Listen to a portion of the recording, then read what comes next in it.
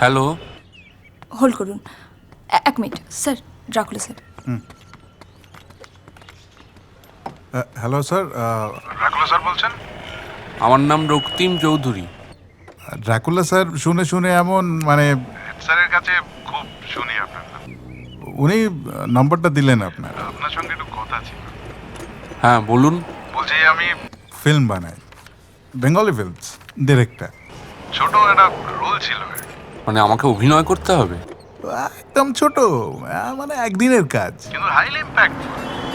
এক সিনে আসবেন, দিয়ে মেরে মেরে চলে যাবেন, সিম্পল। না না না, আমি অভিনয় করতে পারি না একদম। আরে ও আমার উপর ছেড়ে দিন না। আরে মানিক দা তো যাকে তাকে দিয়ে করিয়ে নিতে। না না, আমি পারবো না, বিশ্বাস করুন, আমি একদম পারবো না, আমি পারি না। শুনুন শুনুন, ফোনটা রাখার আগে একটু ভেবে নিতেন আপনি কাকে না করছেন।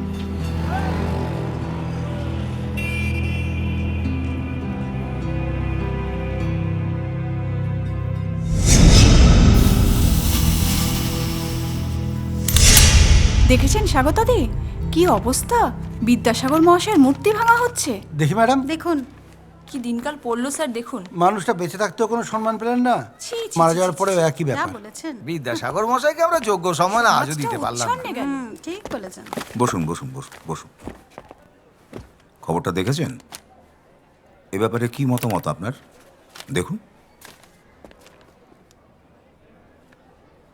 আমার মতামত মানে, আপনি তো আবার এই স্কুলে টেম্পোরারি বাংলা টিচার হিসেবেই কাটাবেন, এটা ভাবছেন তো? পার্মানেন্ট তো করছে না স্যার। টিউশনি করেন? করেন না কেন? কেউ সাহস পায় না ছেলে মেয়েদের পাঠাতে, পাছে কামড়ে দেন? টেম্পোরারি টিচারের স্যালারি তো সংসার চলে না। এটা গেলে তো একেবারে পথে বসে যাবেন। কি স্যার আপনি যদি একটু হেল্প করেন, একটা যদি ব্যবস্থা কিছু করা যায়। শুভঙ্কর বাবু আমাদের ট্রাস্টির ছেলে, তার একটা অনুরোধ রাখতে পারলেন না? আমি অভিনয় পারি না স্যার, মানে একদম পারবো না। আপনার কি মনে হয় আপনি বাংলাটা পড়াতে পারেন? চেষ্টা করি। এটাও চেষ্টা করুন, তাহলে আমিও চেষ্টা করব যাতে আপনার একটা চিরস্থায়ী বন্দোবস্ত হয়। অন্তত হ্যান্ডিক্যাপ কোটায় যদি কিছু একটা করা যায়। একটা কার্ড বের করে নিন না, ওই দাঁতটা দেখিয়ে। ফোন করে ক্ষমা চেয়ে নিন, তাহলে আপনারই সুবিধা হবে। কি রক্তিম বাবু, ফিল্মে অ্যাক্টিং এর সুযোগ পেয়েও ছেড়ে দিলেন? আর এদিকে দেখুন, আমার ছোট মেয়েটা এখনো চেষ্টা করে যাচ্ছে। তা কি করছেন? রাক্ষস টাক্ষস নাকি? মাইথোলজি হবে।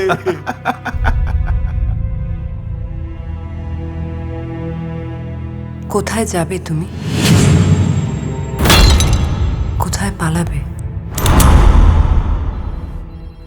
কত দূর যাবে পালিয়ে? দেখি, এদিকটা দেখি, একটু একটু বড় করে হাঁ করুন দেখি। একটু বড় দেখাচ্ছে আগের থেকে। ইটস রেয়ার, বাট ঠিক আছে, এরকম থাকতেই পারে। অত শত বুঝি না ডাক্তারবাবু, আমি দাঁত দুটো তুলতে চাই। সে তো এর আগেও আপনি বললেন যে তুলবেন, এলেনও দুবার, তারপর তো ভোমা, পাত্তাই নেই আপনার। এত ভয় পেলে চলবে? ছোটবেলায় বাকি সব দাঁত পড়ে গেছিল, এই দুটো ছাড়া। মা বলেছিল দুধের দাঁত না পড়ে গেলে তুলিস না বাবা। সে অনেক হয়েছে, আর এবার আপনি তুলেই দিন। আরে তুলবো বলে কি তোলা যায়? অনেকগুলো কাজ আছে না, এক্স রে করতে হবে, দাঁতের পজিশনিংটা দেখতে হবে, তাই না? আরেকটা ব্যাপার কি জানেন, সামাজিকভাবে না আমরা সবাই আলাদা হতে খুব ভয় পাই। সবাই একটা দলে থাকতে চাই, একটাই দল। সবাই একই রকম খাবার খেতে চাই, একই রকমভাবে ভাবতে চাই, একই রকম পোশাক পরতে চাই, মানে সবাই একই রকম দেখতে হতে চাই। এটাকে বলে মিডিওক্রিটি। তার মধ্যে কেউ যদি একটু আলাদা হয়ে যায়, ব্যাস সবাই থ্রেট ফিল করে। সবাই তখন চায় ওকে নিজের দলে টানতে। সেই কাজে আপনাকে আমি হেল্প করব, ডেফিনেটলি করব। মানে আপনার দাঁত দুটো আমি তুলে দেব, কিন্তু ভেবে দেখবেন দাঁত দুটো জন্ম নিয়েছে যখন, একটা কারণ তো আছে। মানে ওই দাঁত দুটো কোথাও আপনাকে একটু আলাদা করতে চাইছে। ডেফিনেটলি আপনার মধ্যে পসিবিলিটিস আছে, সেটা একটু ভেবে দেখবেন।